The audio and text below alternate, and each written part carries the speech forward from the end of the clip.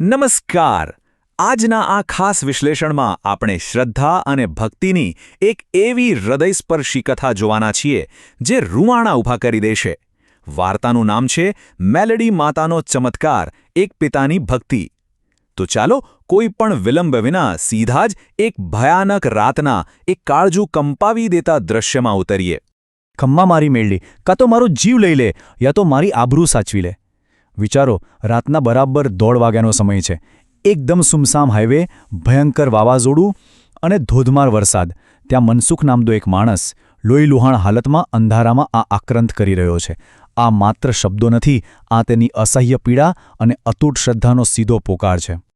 આખરે ત્યાં એવું તો શું બન્યું હતું કે મનસુખે આવો પોકાર કરવો પડ્યો?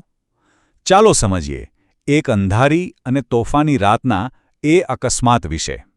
આ જીવલેણ સ્થિતિમાં અચાનક જ વાવાઝોડું સાવ થંભી જાય છે. એક ભયાનક ગર્જના આખા વાતાવરણમાં ગુંજી ઉઠે છે અને પેલા લૂંટારાઓની બરાબર પાછળ લાલ ચમકતી આંખોવાળો સિંહ જેવો એક વિશાળ કાળો પડછાયો ઊભો થઈ જાય છે. એકદમ સ્મશાન જેવી શાંતિ અને ડરનું એવું વાતાવરણ છવાઈ જાય છે કે ક્રૂર લૂંટારાઓ ત્યાં ને ત્યાં જ થીજી જાય છે. આ દ્રશ્ય ખરેખર કોઈ રૂવાણા ઊભા કરી દે તેવી સિનેમેટિક હોરર અને દિવ્ય શક્તિનો અદ્ભુત સંગમ છે. હવે આ હાઈ વોલ્ટેજ ઘટનાને થોડીવાર માટે વિરામ આપીએ અને એ સમજીએ કે આ મનસુખ છે કોણ. મનસુખનો સંઘર્ષ અને તેની ભક્તિ બરાબર જાણવા જેવા છે. આમ જોઈએ તો મનસુખના જીવનના બે સાવ અલગ જ પાસા છે.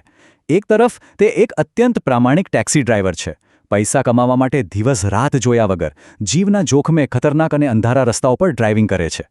અને બીજી બાજુ ઘરે એકદમ શાંતિથી પોતાની વહાલી માં મેલડીના નાના અમથા મંદિરે અત્યંત ઊંડી ભક્તિથી દીવા અને અગરબત્તી કરે છે. આ બારનો જીવન મરણનો સંઘર્ષ અને અંદરની એ ભક્તિ, આ બંને વસ્તુઓ તેના વ્યક્તિત્વને આખું ઘડે છે.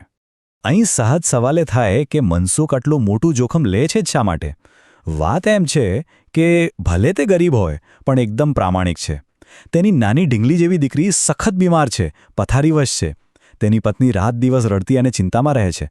દીકરીની મોંઘી સારવાર અને સર્જરી માટે તેને પૈસાની તાતી જરૂર છે અને બસ આ જ કારણસર તે આવા જીવલેણ રસ્તાઓ પર ડ્રાઇવિંગ કરી રહ્યો છે.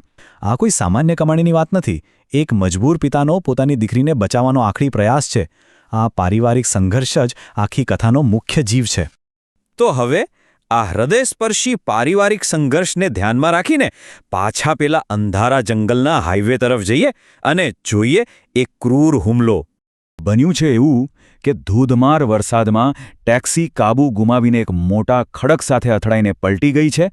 અંદર ફસાયેલો લોહીથી લથપથ મનસુખ પોતાની નજર સામે જ જોઈ રહ્યો છે કે લૂંટારાઓ તેને બહાર ખેંચી રહ્યા છે અને દીકરીની સર્જરી માટે બચાવેલી એ પૂંજી, એ તમામ પૈસા ઝૂંટવી રહ્યા છે.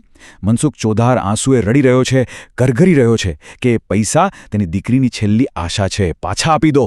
પણ એ પથ્થરદિલ લૂંટારાઓને ક્યાં કોઈ દયા આવવાની હતી? પરિસ્થિતિ હદ વટાવી જાય છે.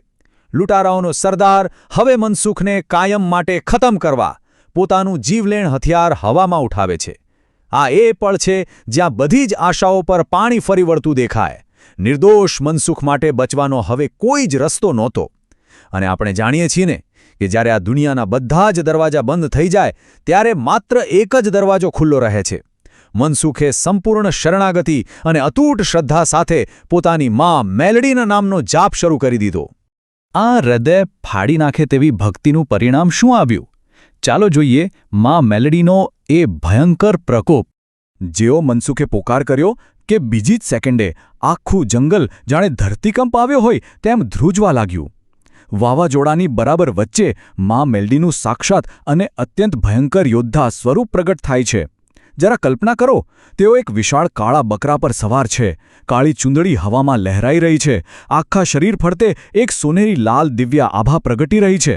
તેમની આંખોમાં અનહદ ક્રોધની અગ્નિ છે અને હાથમાં એક ઝગમગતું શક્તિશાળી ત્રિશૂળ છે.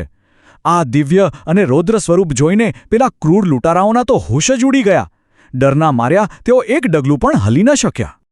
માતાજીના એ ચમકતા ત્રિશૂળનો હવામાં માત્ર એક જ પ્રહાર થાય છે અને તેમાંથી એક પ્રચંડ દિવ્ય લહેર એટલે કે એક શક્તિશાળી શોકવેવ પેદા થાય છે. આ એક જ ઝટકામાં પેલા લૂંટારાઓ ફંગોળાઈને સીધા જ જમીન પર પટકાય છે અને બેભાન થઈ જાય છે.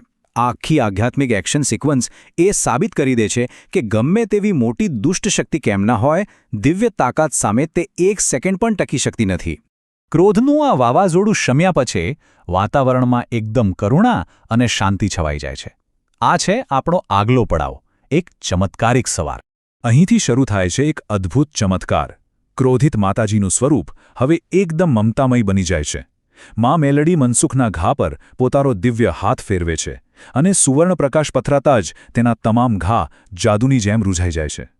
પછી મળે છે એક દિવ્ય વચન. માં એકદમ સ્નેહથી હસીને કહે છે કે તારી દીકરી સાજી થઈ ગઈ છે. અને આટલું કહીને તેઓ એ જ પ્રકાશમાં અદૃશ્ય થઈ જાય છે.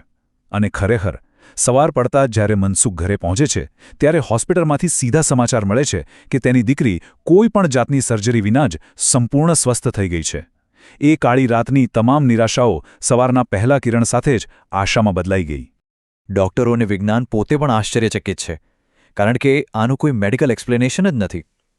સૂર્યોદયનો એ સોનેરી સમય છે અને શાંતિથી વાગતા મંદિરના ઘંટારો વચ્ચે આખો પરિવાર ખુશીના ચોથાર આંસુ સાથે માતાજીની આરતી કરી રહ્યો છે. આસપાસના ગ્રામજનો જય માં મેલ્લીનો ગગનભેદી જયઘોષ કરી રહ્યા છે. મોત અને મુશ્કેલીઓને હરાવીને પાછા ફરેલા પરિવારનું આ ચિત્ર સીધું હૃદયને સ્પર્શી જાય તેવું છે. આ વિશ્લેષણના અંતે એક બહુ જ ઊંડો પ્રશ્ન આપણા મનમાં જરૂર ઊભો થાય કે જ્યારે ચારે તરફ માત્ર ને માત્ર ઘોર અંધકાર ઘેરાયેલો હોય ત્યારે એક માતાપિતાને આશા પકડી રાખવાની આટલી પ્રચંડ તાકાત ક્યાંથી મળતી હશે? આખી વાતમાં આપણે જોયું ને કે મનસુખનો પોતાના પરિવાર માટેનો નિસ્વાર્થ પ્રેમ અને તેની દ્રઢ શ્રદ્ધા જ તેની સૌથી મોટી ઢાલ બની. આ માત્ર કોઈ અલૌકિક ચમત્કારની કથા નથી. આ તો એક પિતાના આખરી શ્વાસ સુધીના સંઘર્ષ અને અતૂટ શ્રદ્ધાની તાકાતનું શ્રેષ્ઠ ઉદાહરણ છે. આ ચોક્કસ વિચારવા મજબૂર કરી દે છે કે ભલભલા અંધકારમાં પણ શ્રદ્ધાનો એક નાનો દીવો આખો રસ્તો રોશન કરી શકે છે. જોડાવા બદલ ખૂબ ખૂબ આભાર.